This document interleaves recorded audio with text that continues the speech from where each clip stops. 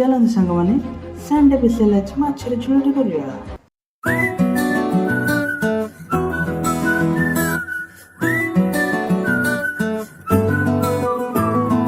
ఇంతకన్నా మంచి పోలికేది నాకు తట్టలేదు గాని అమ్మో, ఈ లవ్వనేది బబ్లు గమ్ము అంటుకున్నదంటే పోదు నమ్ము.